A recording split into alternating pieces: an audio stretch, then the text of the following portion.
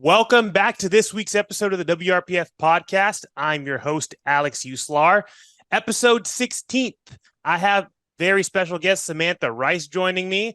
I'm super excited to finally get to connect with Samantha. I've been trying to get her to come down for the Ghost Clash the last couple years. She's finally going to make it down next year. I've been a huge fan of Samantha, seeing her dominate and climb the ranks in a pretty short period of time. So, Sam, thanks for hopping on. Super excited to chat with you and just hear a little bit more of your history.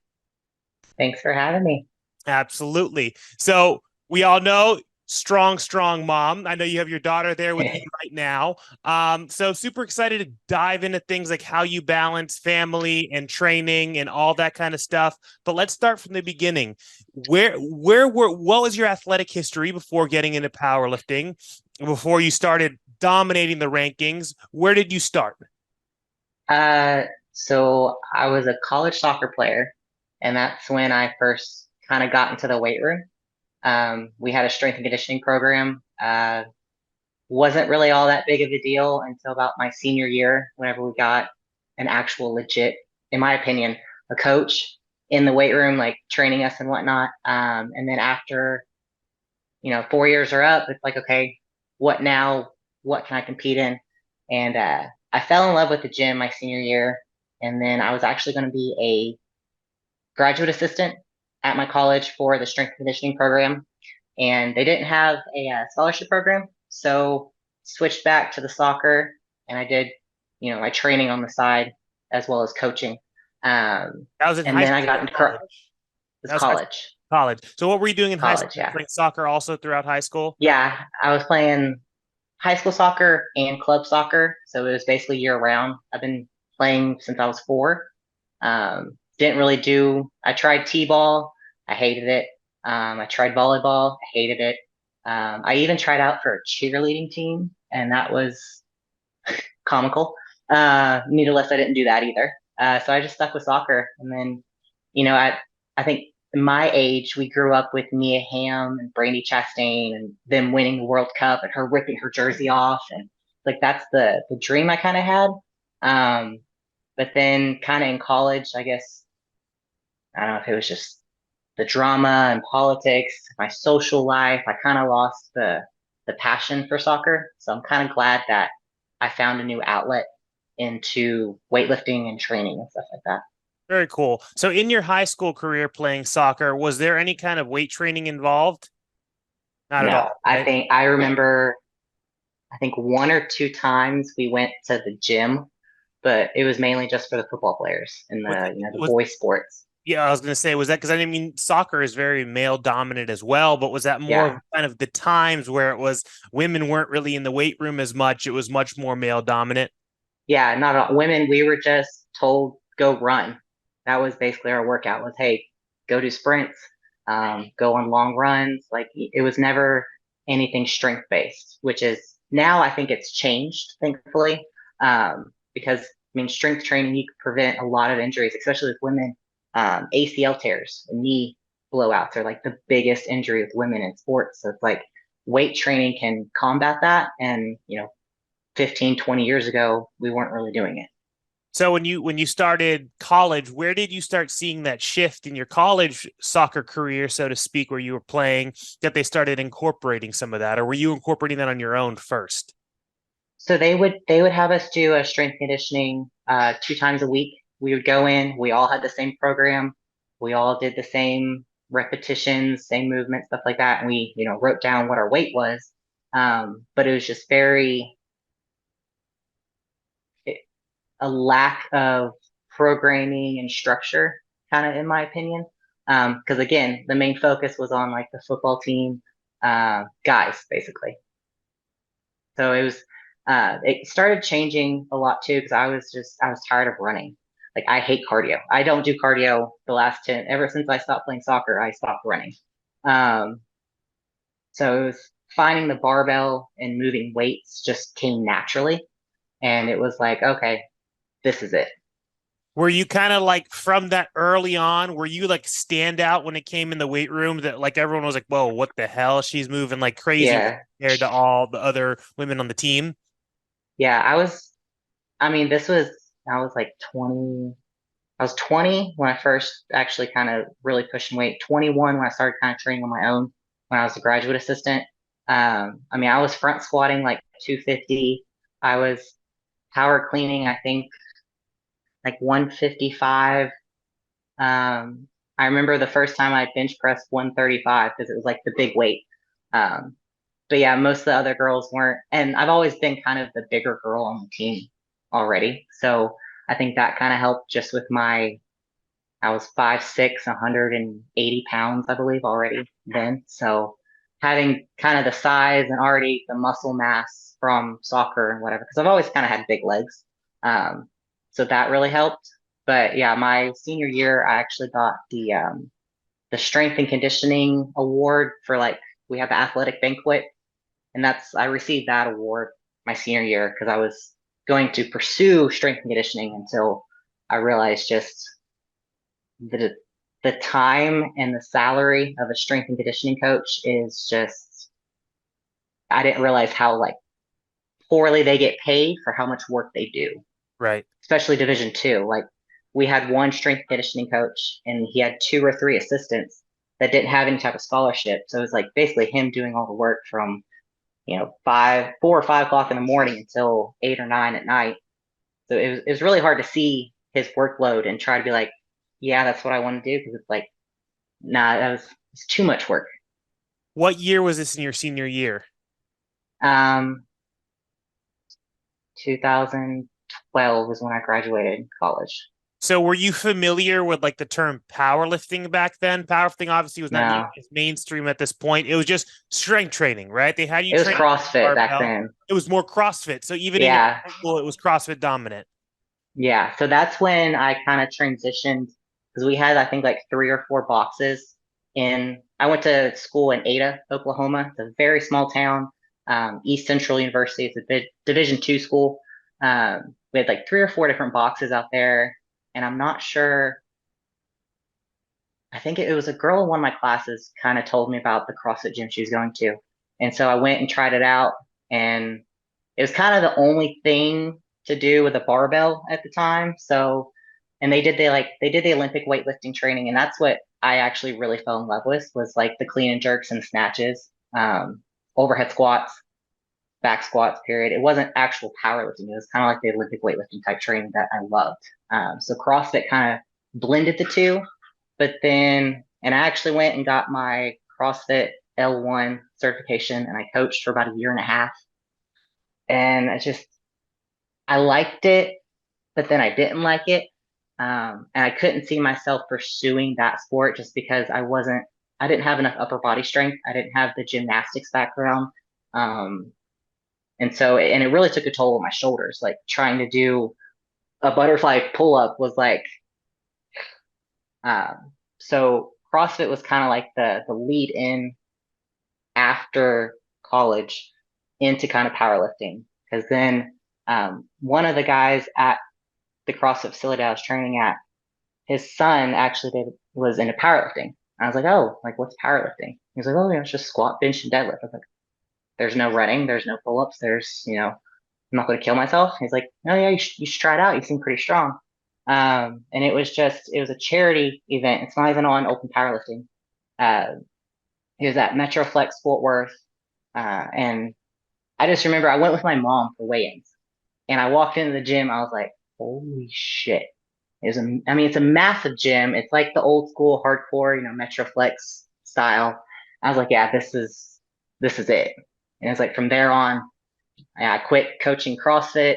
I moved back to Texas, and so that was kind of like the next. That's super cool. So that gym was in Texas, the Metroflex you went to, Mhm. and you had It's never in Fort been Worth. exposed to like a gym environment like that in Oklahoma. There was never Yeah. these old school, sick, huge kind of gym. I'm pretty sure that Metroflex is that still around. So yeah, it's in Fort Worth. And the original is in Arlington, where Ronnie Coleman, Branch Yeah, Warren's out here. But it's just funny to me because it's like I've lived in Fort Worth. I mean, I went to high school like 30, 40 minutes away from this gym and never heard of it. never knew And about then it. you go to college up in Oklahoma, and then I hear about it.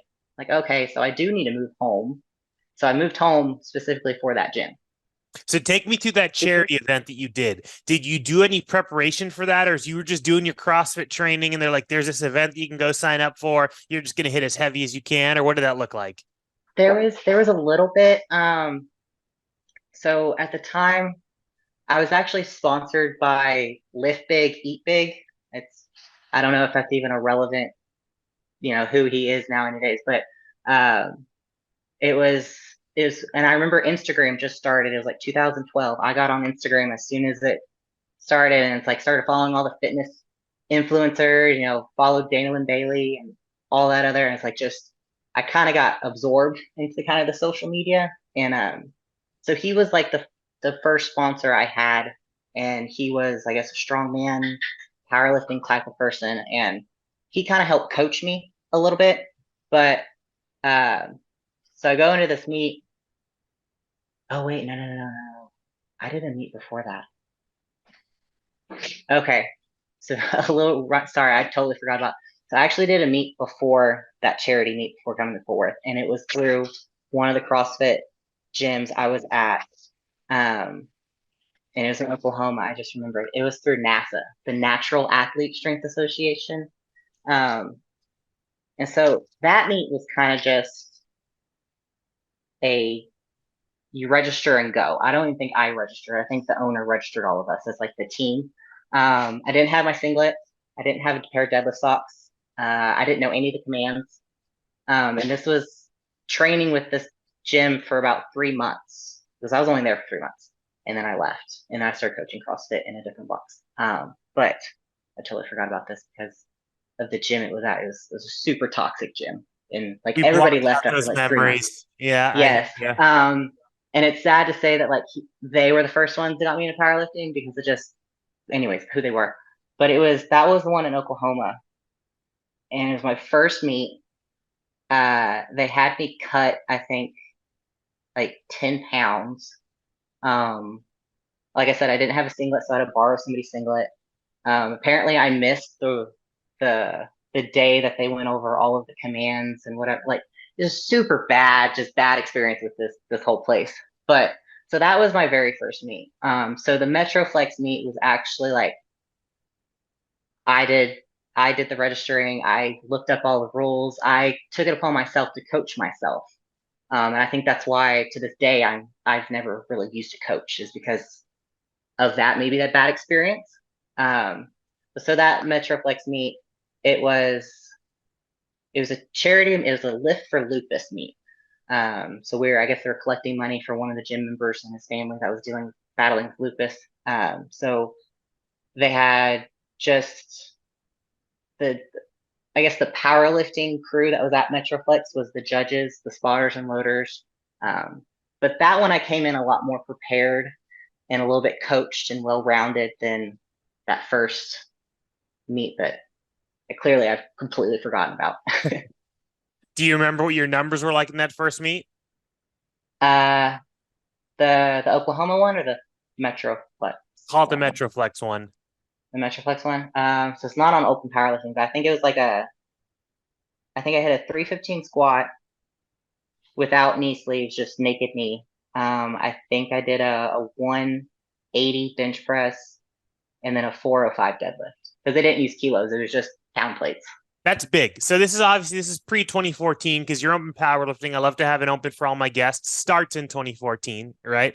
So Yeah, that was that's why you're there doing CrossFit. I started CrossFit also in 2012, and I kind of went through that same kind of segue of stuff. But mhm. there was I couldn't even deadlift 405 when I first started in 2012, So just a little into it, you're already pulling 405. That's definitely super, super impressive. So probably after that Yeah. first, you knew like this is where I should stay.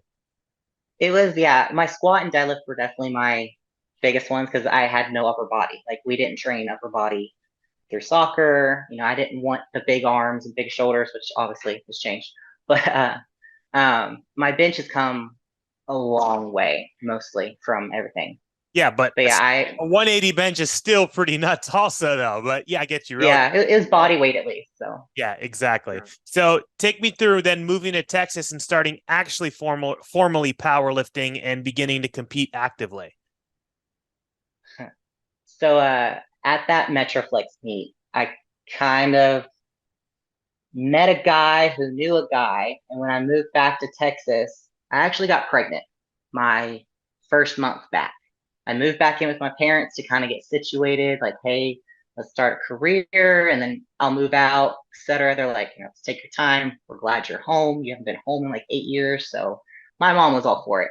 So I got pregnant in January 2016.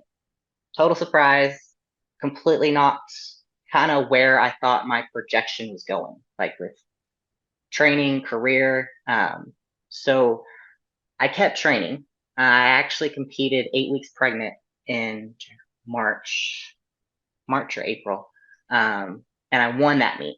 Just and I was like, okay, like I can still do this even though I'm pregnant. So I lifted my entire pregnancy, gave birth. 2 weeks later, I was back in the gym. And I was like, I had a kid, but I don't want to just stop where I think my dream and what I want to go. I don't want to just, I guess, give everything up. And Metroflex, thankfully, is kind of one of the only gyms around here that lets you bring your kids in. So I had her in her stroller with her little tablet going, a fan, some snacks, and everything like that. So I was 5 months postpartum when I got back onto the platform, which was another Metroflex meet, and it just progressively got better. And then so I started getting into, I guess, the lifting heavy again and getting, I guess, my body back, because I mean it throws everything off. Obviously, having a baby, getting pregnant, postpartum, and then going through kind of a really hard time with her biological dad. It was super toxic. He was a narcissistic, abusive type of person. So having the gym with that was more therapeutic than everything. You can say hi. Hi. Okay, Hi, sweetie. She's like creeping around the camera, like she wasn't talking about her. So having the gym and then having her there with me too, I guess that's kind of what pushed me a little bit more to kind of find, you hear this whole reason, oh, my kids are my why. It's like, but really she was like my everything. So it's like, So my son's only 15 months now, and yeah, you don't know it until you know it. It's exactly. I hear you say it is the biggest cliche ever, but until you actually experience that feeling, if you guys are listening, you don't have kids, and a lot of people in Yeah. power don't. It's kind of crazy how I was having this conversation with my wife, how few people our age actually have children, this new generational thing. But you don't know it until you know it. And when you know it, it changes everything. Everything, everything. Yeah. Because So it's like you think training is hard, but then you have to train on top of making time with everything else. And it's like, I still thank God that Metroflex allowed kids to come, or else, I still don't see how like the Globo gyms and stuff like that get by. Okay. And right now she wants more smaller. Try, you always have to multitask somehow. always. Go back, watch Lady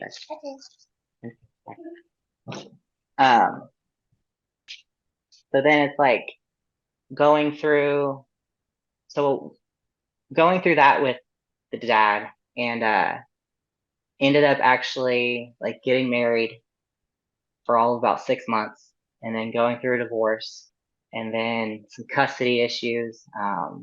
It was a lot on the plate right off the bat through pregnancy and then postpartum, and then trying to train.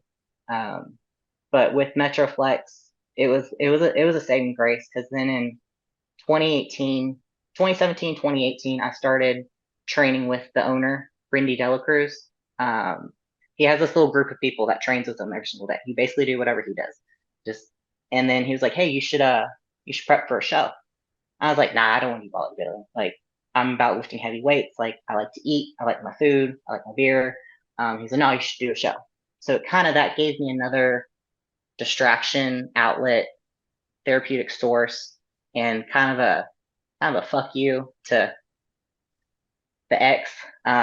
So in 2018, I actually did powerlifting meet again in March. and then I did a physique show. It was the Phil Heath Classic as just kind of a bucket list thing, and it was. I think that kind of gave me the confidence back, and then from there it was just Straight shot up. projected up. Hyper Yeah, focus, got all the toxicity behind you. yeah. Good. I love to hear that. I love to hear that. That's it's a crazy start because in a lot of ways, powerlifting, everyone knows you in this scene. You're one of the best in the world, ranked number 4 women all time in sleeves and still climbing it up. And that's a crazy story. A lot of people, you hear them when they began, it was just all fun and games, lifting, Hmm. competing, they're in their early 20s, their late teens, and it's all easy. But you were able to overcome all that stuff and that be your outlet, and then ultimately not let it become something that after you overcome that it just associated with bad memories or whatever it is, it stayed so positive. So that's very cool to see. Very, very cool. Yeah, I don't really talk about it much because it's like I don't like bringing stuff up from the past, and you still kind of have to relive it because it's like Of course. uh 2 years ago, I have full custody, so it's like out of mine. We've moved on completely, so it's like it was that stepping stone of getting over, I guess, that really tall fucking mountain that you just have to Yeah. climb, and then it's like smooth sailing from there. Well, just to throw another cliche out there, it's like I have a super, super rocky, super, super bad past from when I was a teenager. And I say it all the time because people are like, oh man, all that stuff you went through. I'm like, nah, like, don't feel bad. Like, I'm happy I went through it because it molded and created and had everything come together with what it is today, And if you can have that positivity and look at the positive and get over that mountain, it's, Hmm. all of it is worth it. All of it's totally worth Yeah. it. I appreciate you sharing all that with everyone and myself. So getting back into your career, so looking at like 2019, then is that when you'd say the climb really, really started? 2019 is you hit your first 500 dots, which at that time, pretty damn elite. But like we said, right now you're number 4, so you're all the way at 640 Yeah. right now. So that was already very, very elite. So kind of take me through your training and how you got to that point where you're at, which was a very, very elite point, but you were able to keep climbing up from there. So I have to look at open powerlifting too because I kind of forget. So before that, because that was the depth meet.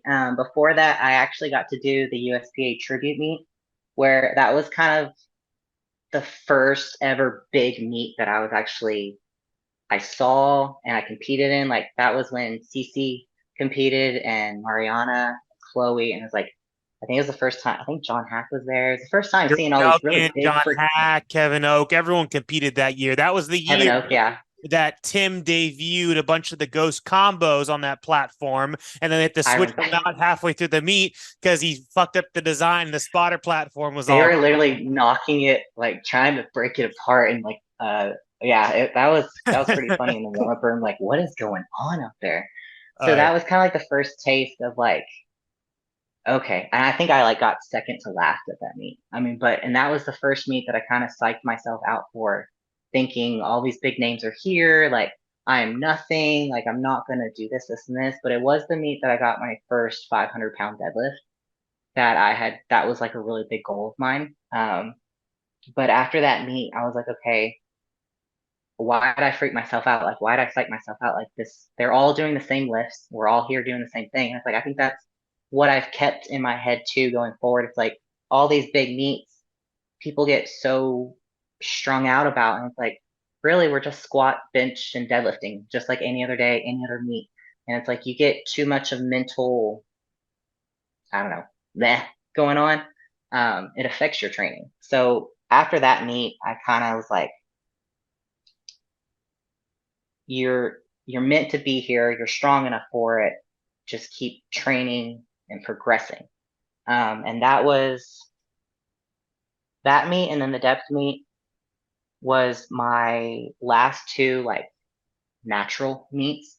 And then I started supplementation. I don't really want to go too much into that, but that's when I started the supplements and stuff like that, and that's when I saw the progression get better. Along, obviously, they don't do anything if you don't train right. So putting that with the training, I don't want to say nutrition because I still eat like crap, but the training got more consistent. I got less scared of pushing the heavier weight. Um, because at that tribute meet, and I think I am at the death meet, I had my boyfriend calling my numbers. I was like, I don't want to know the number, just put the number there and I'll lift it. Because I was still very much mentally psyched out all the time. And after that, I guess that's kind of when my mentally it shifted. And I think that's how I got even stronger because my mental caught up with my physical. Yeah, that's awesome. And it all comes down to, I mean, your genetic base. You had an athletic, for people listening and hearing the little things that you said, you had an athletic background. You got to an extremely elite level and had built a lot of mental strength as it was, even though you still had that self-doubt, and built a fantastic base where you were ready to kind of start dominating what you have dominated that world. So then looking into that next meet that you did, that looks like it was your first meet in knee wraps, right? Or is that correctly? Yeah, that was just to go to the Arnold, honestly. One of my friends at Metroflex, he had gone to the Arnold, I think the year before. Yeah, the year before I went to the Arnold and just watched him. And I was like, I want to go to the Arnold. Like I want to compete at the Arnold. So I'd actually qualified through the tribute with the numbers, with I guess the dots or the Wilks or whatever they accepted. And so that's when I qualified and I was like, all right, well, they combined sleeves and wraps into one division. RPS, yeah. XPC, same shit. Yeah. XBC, yeah. And I was like, well, why do they do that? Like it's two completely different squats. So I was like, all right, well, I guess I'm gonna do wraps and squat more. Um, so yeah, training for that was kind of cool, and then actually going and experiencing, and that was probably the best Arnold because it was during COVID, Well, that was and the none worst, of the booths Arnold. were What are you there. talking about? Yeah, Oh, there's it was the best. It was the there. best. I had front row seat to the strongman and saw Thor like 10 feet away from me. I didn't have to like throw That's elbows. I was able to see all that too, but what was BS, I was able to get passes from Thor's coach, Sebastian, but they weren't allowing anyone, unless you were an athlete to some of the events, they weren't letting any spectators into those. Those were Yeah, completely private. We were able to get like these VIP passes, luckily, and experience all of that. But that was like super out of left field how that Arnold I came. loved it. Because you were able to I still loved experience it. it. So many people had their Yeah, flights, all their tickets ready to see all this stuff. It yeah. was, I will say that was very cool getting, because I watched all the strongman events too. I didn't really watch much of the powerlifting that year. Hmm. I watched all the strongman events, and that was very cool to be able to experience in that atmosphere. Yeah, I think because one of my sponsors, Blackstone, he said he lost like $50,000 in his booth rental, and they didn't pay any of it back or due for it. And the next year, it was like, all right, 50 grand just gone. So it's like that really sucks how much money that was put in that they didn't get back. Mm-hmm. But I mean, it was nice as an athlete not having to fight for bathrooms or food or when you go out afterwards, like there's like a fourth of the people out. I think we had like 10 people on my plane because nobody Right. got on the flight. So Yeah. yeah, that was a fun meet. It's kind of crazy, just on a side tangent, because I don't know if the Arnold will ever return to what it previously was, because in that next year 2021 we had a booth, and it just wasn't the same. It just hasn't Yeah, really been the same since then, having the things like yeah, the cage and all that stuff. But yeah, yeah. I missed the cage because in 2018 when I went just to like watch, uh, it was I don't think it may or may not have been whenever Steffi, Bama, Cece, and Mariana got on the cage. that was 2019. 2018 was the year that Steffi deadlifted 545.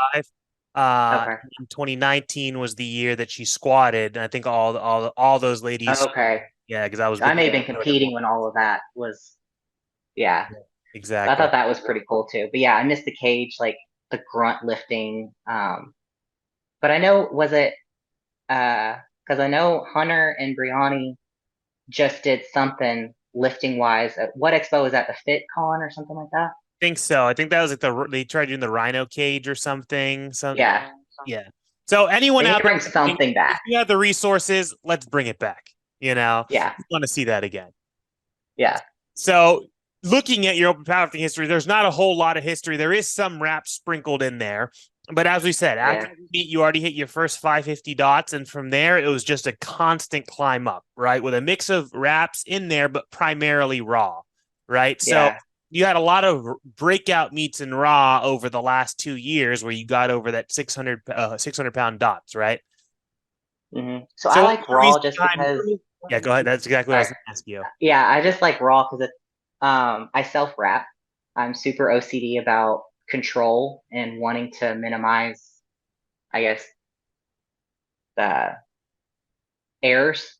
So it's like wraps. I try to have Eric try to wrap me one time. He's like, "Nah, I'm not doing it," because I was just staring at him the entire time he was rapping. He's like, "No, I'll just let you do it." I was like, "Okay." So I guess raw for me, I'm more comfortable and I feel more in control of my squat than when I rap. But I mean, wraps, you're obviously going to get anywhere from 50 to 150 pounds more out of your squat. So it's like now I kind of want to transit, especially for the American Pro.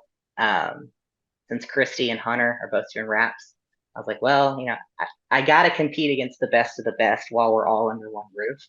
So it's like that's why I went wraps because I was really debating about whether just going sleeves. But I would really like the competition aspect was for me. It's like I want to compete against Christy. I want to compete against Hunter. So it's like I'll go wraps. So that's a perfect segue to start talking about the American Pro because obviously I know all that. I've been seeing all that and been very excited Yeah. to see that. So you haven't competed in rap since the U.S. Open, right? The 2021 U.S. Open, which was the first one back. Great year. I was there. That was a super awesome comp. You squatted a massive 572, right? 260 in wraps at that point. You've done more than that now in sleeves. What was your sleeve squat like at that point when you squatted at 572 to where your sleeve is now? I think it was. I mean, 4 months prior to that, I hit a 529 in. Oh no, that was wraps. Shit. I hadn't squatted 500 in sleeves yet. It was. It was probably around like four. I mean, the 485 was the meet before that, almost a year. I mean, it was probably close to 500 raw. Um, but I probably wouldn't have been comfortable hitting a 500 raw at that time. That's crazy to think. So knowing that now, have you done any rap training since then, or now's when the rap training is beginning for the American Pro? It's beginning now. um, so with wraps, I will say I'm not going to be like Hunter and get like 100 pounds out of it. I know the way I squat, it's not going to be that maybe that significant, but I'm definitely shooting for something around like 650 to like 675 would be great. Because again, I wrap myself, I train myself. Sometimes I'm training in the garage in my little mono Titan arm. So it's like having somebody else for wrapping would definitely be more beneficial. But given where I'm at and like my schedule and obviously like money, I don't have enough money to pay $500 $600 a month for coaching and handling and stuff like that. So it's like taking it upon myself is going to be kind of the hardest part of figuring out wrapping and then under the bar. And sometimes I don't even have a spotter. So it's like, um, so we'll see. American Pro, I'm definitely projecting at least 650. But That's yeah, exciting. That's exciting. So while we're on the subject of the American Pro, wraps, all that, that is some of my questions I wanted to get into is overall looking at the American Pro, you were pushed to do that wraps because like you said, that's where the competition is. That's not where the easy win is. Historically, you've already hit a 644 dots in sleeves, right? What do you project overall? What are your goals going into that? I mean, of course, you got to put your mind on the money and you want to win, right? Well, have you already kind of done yeah. the math of what needs to happen to take, dethrone Christy Hawkins from that number one all time? Uh, to dethrone Christie would be insane. That it would be awesome to kind of think in that aspect. Um, but realistically, it's like I'm shooting for like a 700 dots if I could get up there. I think the main thing, basically, with any meet going into it, it's like you just want to come in healthy. It's going to make or break people, especially since it's going to be a session meet instead of that long, 8 or 9 to 5 type of meet. It's going to be a lot shorter. So it's like, the risk for injury or the risk for fatigue and stuff like that is going to take, I think, more of an impact than I think what people are kind of wanting to talk about. Because it's like, we're squatting stupid heavy weight, and then an hour or two later, we're going to be pushing heavy weight. So I think it's going to really come down to who comes in maybe the best condition for lifting, as well as um, weight to body weight. Because Chrissy's going to be lighter probably than all of us. Hunter probably come in at around, the 180, 175. And then I'm cutting down to 181. So it's like, if I can make that cut, the Other last thing few I meets I've wanted to hit. ask you on that subject is your body weight. You've Yeah. always been between a weight class. So does that have all Mhm. your historically what we're seeing you've cut before those first meets where they push you to cut? Do you kind of just walk in and what you weigh in is what you weigh in at? No. So I walk around and train at about like 200, 205. Um, and then I've water cut anywhere from 10 to 20 pounds. With me though, it's like my water cuts they don't get very severe because I stay relatively, I guess, big. So it's easier for me to retain it because I'm not lean. I'm not super, super lean. So I have water to lose. And I'm able to get that water back on. And so when I go to compete, I don't feel much fatigue or cramping or anything like that. So thankfully, I'm able to cut like that without too much repercussions in my lifts. But for this meet, I'm definitely going to have to like dial in my nutrition more. So I still, pizza, hamburgers, beer, and stuff like that. So it's like I don't diet like I should, and I think that would help me more. Yes, baby. It's so itchy. Okay, well, I can't do anything about it. I put itch cream on. Sorry. Um, yeah, she's itchy. But yeah, and then probably cutting off all alcohol and soda. So it's like the nutrition aspect this time around is probably going to be the biggest game changer for me going into the American Pro, and then even going into your meet, I registered as a 181 raw again because it's like I forgot who. Maybe I think it was Bama. Whenever she retired, she's like, I can lift weight and I can add 5 or 10 pounds more and beat my own records, but like, how fun is that? Like, okay, what's because for me, it's like, okay, I'm a 198. I hold the number one spot, wraps and raw. Yeah, and it's like, okay, I can either go to 220 or I can go to 181. It's like I need something else to shoot at other than just breaking my own records. That's not really fun anymore. And at 181, it's Hunter who holds those records, right? CC, Cece, so that's right, of course. yeah, Yeah, of yeah, course. Still the untouchables, right? yeah. If I So could, if I hit, looking at these next sorry, two go ahead. meets, is that also part of those goals? Is breaking those besides dots, getting that 700 potential dots, breaking those all-time world records at 181? Yeah, it's trying to take that weight class as well. And then even looking at maybe a 220. Because I was talking to Aaron, I was like, it'd be really cool, and I don't know if anybody's done this before, is to hold three different weight class within maybe a year of competing within. And it's like that would be kind of something really cool to put on the resume of, 181, 198, and 220, number one all time. Like that would be really fucking cool. I love it. So that gets into the next question that I have is just those overall all the long-term goals, right? Because the way it gets is you're still making constant progress because you're still very relatively, I guess, new compared to someone like Christy Hawkins, right? Who's been competing a Mhm. very long time in 10 years. powerlifting. Yeah. Yeah, exactly. So seeing those goals, you have your eyes set on these short-term goals that are very realistic based on your rate of progress. But long-term beyond that, like what are some of those long-term goals that you just mentioned, like the three weight classes, and how long do you see yourself still pushing competitive powerlifting? Um, I don't want to get to the point, God love him, but Ronnie Coleman. I don't want to get to that point. I still want to be able to, you know, go and do things with my daughter and feel a little bit like, go to the trampoline park and not worry about twisting my ankle or my knee. Like we went a couple weeks ago, I was like, okay, I can't really do anything because I'm in Yeah. prep right now. So like after those goals, like okay, she'll be older, so it's like more geared towards little poppet things from that. Geared towards if she gets into sports or her middle school, high school, like more I guess, about her. Realistically, I'll still be training, maybe not competing as competitively, um, because it does take a lot of time. It takes a lot of stress. I'm not really the easiest person on a meet prep.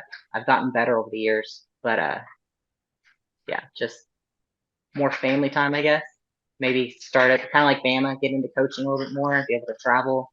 Um, the thought of bodybuilding is there, but again, that I feel like bodybuilding is even more time consuming and selfish a little bit in that kind of the narcissistic type aspect of constantly looking in a mirror and posing and worrying about when you're eating next and Especially, I mean, you already hinted you're like me, where you like your food, you like your flexibility. There's one thing dialing it in enough for powerlifting, but dialing it in for bodybuilding, like Brianni, you see Instagram stories and stuff like that. It's out of control, crazy. Yeah, the plastic bag chicken is my favorite. Yeah. No, thank you for me. I'm good. I'll feed you my gal. Please go watch. She hasn't bothered me in the last. No, she's good. She's been watching the new Miraculous movie, so she's content. Love it. Last couple of questions. What do you what would you say so far in your career of powerlifting is your proudest achievement?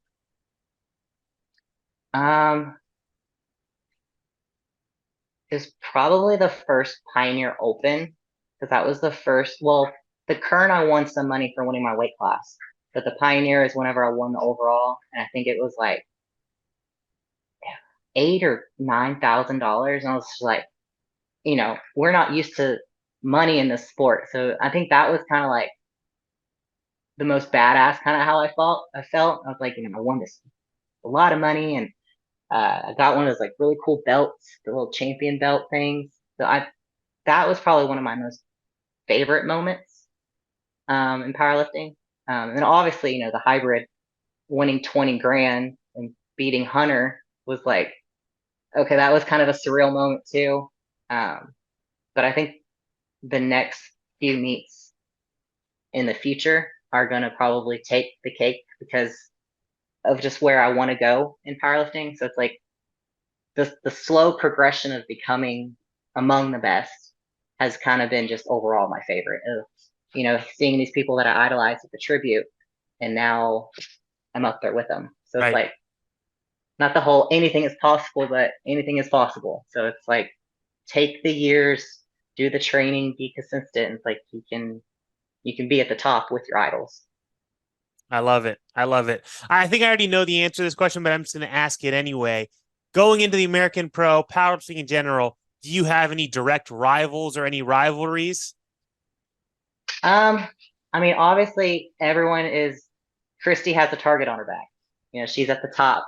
I know she's shooting to try to beat Mariana because I think at her last meet, I messaged her after her meet. I was like, "Hey, great job." And she's like, she said like, it's just, she was so close to beating Mariana that it's like, forgot her exact words, but it's like, she's the one that we're chasing, aside from Mariana. But, so that's there. And then, I've been chasing the deadlift all-time world record as well. And I'm slowly etching up there. And I know Tamara and Sarah, the one who holds it now, are going to be there, but they're doing the raw day. So it's like seeing them and being there with them as well. It's like trying to get up there with them as well. So it's like obviously Christy, and then you have the all-time world record deadlifters there as well. So it's like both of them are kind of who I'm looking at, but realistically, it's like you stick to your game plan. Like I have my numbers already written out that I have projected. I'm not going to try to play the game of trying to mix up attempts and then kind of ruin my plan that I already had. So sticking to what I have with the hopes that it's enough or close. I mean, if you come anywhere close to Christy, you're solid. So I love it. So safe to say also in those long-term goals, maybe for the American Pro, maybe long-term is you want to try to take that heaviest women's deadlift of all time. Yeah, even though it's sumo, and I'm sure I'm going to get a bunch of crap about that, but yeah, if it's I feel like it could be there.